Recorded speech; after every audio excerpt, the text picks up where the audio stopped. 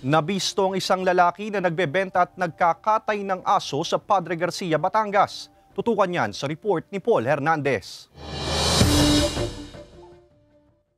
Nabulilyaso ng Criminal Investigation and Detection Group o CIDG Batangas at ng Animal Kingdom Foundation ang umunoy pagbebenta ng dog meat ng isang Jonathan Makalalad sa barangay Kilo-Kilo, Padre Garcia, Batangas. Naaktuhan pa ng operatiba ang pagkakatay sa isang aso na kung hindi umano pambenta ay gagawing pulutan. Nasagip ang 3 pang aso na nakatakda rin umano sa ng katayin. Kasi yung information na aming na-receive ay pinalalaki niya yun para katayin later.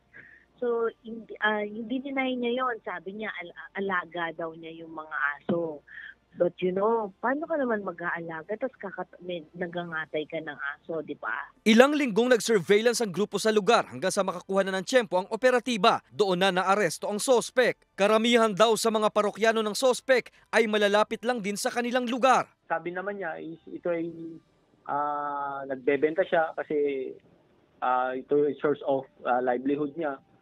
Na yun lang sabi niya sa amin. According sa information natin is matagal na itong nagbebenta. Lubhang mapanganib sa kalusugan ng tao ang pagkain ng dog meat, lalo pa kung may virus na rabies ang aso. Sinisika pang makuhanan ng pahayag ng GMA Regional TV Balitang Southern Tagalog ang sospek na nahaharap sa kasong paglabag sa Animal Welfare Act at Anti-Rabies Act. Paul Hernandez, Balitang Southern Tagalog.